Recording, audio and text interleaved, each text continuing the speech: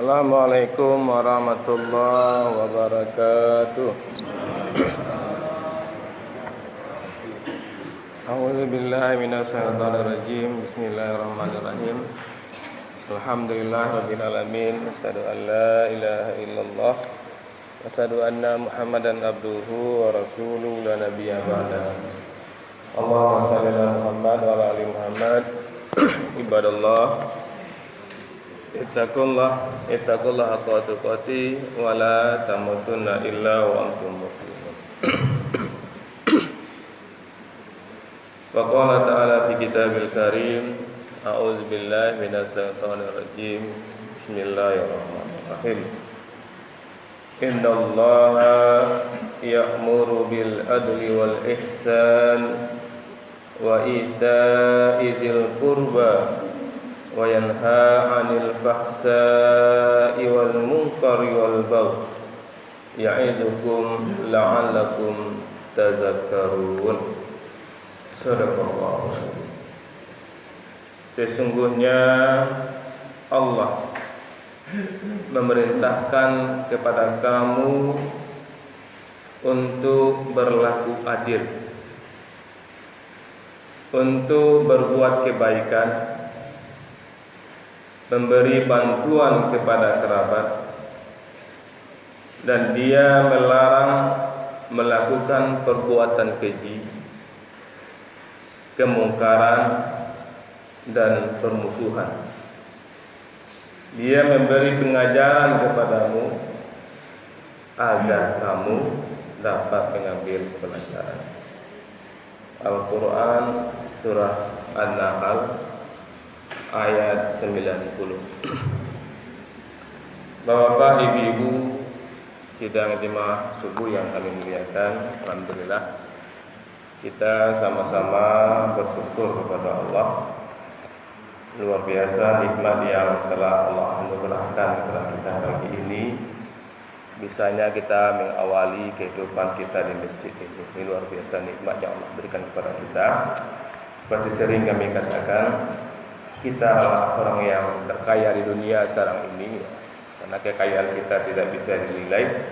Karena Rasulullah mengutamakan pahala orang yang salat subuh di waktu fajar, ya, salat subuh di waktu fajar. Ada juga orang salat subuh bukan di waktu fajar.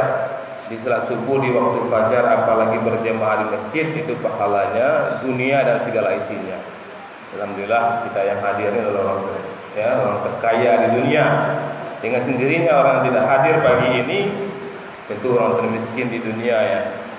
Kerugiannya itu tidak bisa dinilai. Mudah-mudahan kita selalu istiqomah.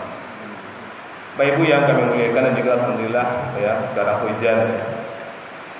Bapak yang dari membawa payung, ya, sama itu. Disedia payung sebelum hujan, dan juga harus ingat Bapak Ibu, sedia iman, ya, sebelum mati. Bagi kita yang punya payung tadi, ya, pulang enak. Juga dengan kita yang punya iman, kan kita tidak tahu nih, ya, nak menyangkau hujan pagi kau dah. Kalau menyangkau, aku mungkin banyak yang bawa payung lah. Nak menyangkau ada. Namun itu mungkin juga hari kau meninggal mungkin mana, ya kan. Tapi kalau iman ada, hari kau pun meninggal tidak masalah. Disedia payung sebelum hujan, sedia iman sebelum mati. Bapak Ibu yang kami muliakan, firman Allah yang kami bacakan ini, ya, sering dibaca oleh khatib ketika menutup khutbahnya.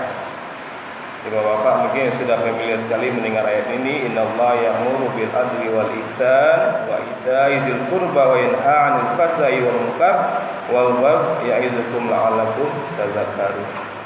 Di awal-awal khutbah itu khatib mengajak kita untuk bertakwa. Dan di akhir khutbah, pada umumnya tidak semua khatib, ya, menutup khutbahnya dengan ini. Karena ayat ini Bapak Ibu, ya, An-Nahl 90 ini juga gambaran orang yang bertakwa. Jadi kita bisa rasakan kita ini termasuk orang bertakwa apa tidak. Karena Allah mengatakan di sini Bapak Ibu, sesungguhnya Allah menyuruh kamu. Berarti wajib di sini. Kenapa kita sholat? Karena Allah menyuruh kita sholat. Kenapa kita puasa, zakat, haji, ya, kenapa kita lakukan itu semua? Karena Allah menyuruh. Nah, ini juga bagian dari itu Bapak Ibu ya. Bagaimana Allah memerintahkan kita sholat, juga Allah perintahkan di sini. Nah, kita rasakan, kita alhamdulillah telah sholat. Nah, apakah yang di anal ini sudah ada pada diri kita? Sesungguhnya Allah menyuruh kamu untuk berlaku adil. Apakah kita sudah adil Bapak Ibu? Nah, kita bisa rasakan ya. Adil itu meletakkan sesuatu pada tempatnya itu yang adil. Ini kalau ada anak kita SMP, SD, sama banyak wajib yang itu tidak adil. Sama fasilitas wajib anak SMP, anak SMA tidak adil. Jadi yang adil itu bukan sama banyak, yang adil itu adalah meletakkan sesuatu pada tempatnya. Nah, juga bagi diri kita, apakah kita sudah adil bagi diri kita? Gitu. Apa yang kita makan, istirahat kita, olahraga kita, itu juga bagian dari adil. Ya. Itu Allah suruh, Allah perintahkan itu Bapak Ibu. Sesungguhnya Allah menyuruh kamu berlaku adil. Kemudian Allah menyuruh kita berbuat baik. Nah, tanya diri awak lah elok awak pindah. Tanya kat diri awak camin tu elok orang dalam camin tu ndak. Nyelai solat, leh banyak ibadah, tapi leh eloknya pindah. Baanya ke isterinya, baanya ke anaknya, baanya ke tetangganya, baanya ke sana tanyaan. Karena ini perintah Bapak Ibu, ya. Berlaku adil perintah, berbuat baik juga perintah. Kemudian memberi bantuan kepada kerabat. Yang memberi bantuan kepada kerabat. Jadi kalau kayu Bapak Ibu, orang yang pertama wajib itu kerabat awak. Kita kalau ingin berbuat baik, yang pertama diberikan itu kepada orang terdekat kita. Siapa yang terdekat kita? Orang tua kita, adik kita, mama kita, kemanakan kita. Itu yang kita berikan. Nah, kalau masih balabiah itu baru dari ke kawan, baru kena lain. Banyak kita lihat orang yang berrezeki, justru yang orang terdekat dia tidak diberinya gitu. Nah, alasan misalnya kurang nyaman dengan adik, kurang nyaman dengan kakak, misalnya kurang nyaman dengan mama, rezekinya tidak mau diberikan kepada kerabat. Ya, Allah mengatakan di sini, kalau ke bahagia ke kerabat awak. Bisa lihat An-Nahl ayat 90. Itu 3 perintah yang Allah berikan kepada kita di surah An-Nahl. Kemudian Allah juga melarang kita, dan Allah melarang kita berbuat keji. Kita rasakanlah insyaallah, mudah-mudahan tentu ya jemaah sekalian tidak akan mungkin melakukan ini, tapi hati-hati kita jangan terjebak, kita merasa baik ternyata yang kita buat adalah perbuatan keji gitu. Ini berlawanan dengan adil tadi. Kemudian kemungkaran dan permusuhan Bapak Ibu. Ya. Tidak diakui sholat kita Bapak Ibu, tidak diakui ibadah kita kalau kita punya musuh. Sering sekali kami mengatakan itu berulang-ulang ya, camkan diri kita, tanya diri kita, ada enggak musuh kita Bapak Ibu? Ada enggak orang yang kita kau sebut dia nak mampu apa salam dia, ada enggak kira-kira? Kalau ada Bapak Ibu anak ya ba nilai salat batu mengawak salat tu guna wak salat tu. Nah, guna wak salat tu kan supaya awak mati nanti masuk surga, itu gunanya kan. Nanti kalau orang yang punya musuh itu yang jalin dia nak mengikuti aturan Allah Subhanahu wa taala. Ini Rasulullah ada punya musuh. Ya kalau ada punya musuh, minta ampunlah ke Allah, bukalah hati, kalau selapang-lapang janganlah punya musuh aja wali. Karena di sini dilarang bermusuh. Dan yang paling hebat sekali Bapak Ibu bermusuh kepada kaum kerabat. Kok tapaso bana kada pejan kok tapaso bana ya ini dilarang ya nak buat apa. Kok boleh memilih ya? Dialah orang lain yang bermusuhan, jan jo adik awak bermusuhan, jan jo kakak awak bermusuhan, jan jo mama jo kemanakan dah bermusuhan, kari kerabat awak berbuat baik, apalagi sebaliknya. Nah, Rasulullah Bapak Ibu ya.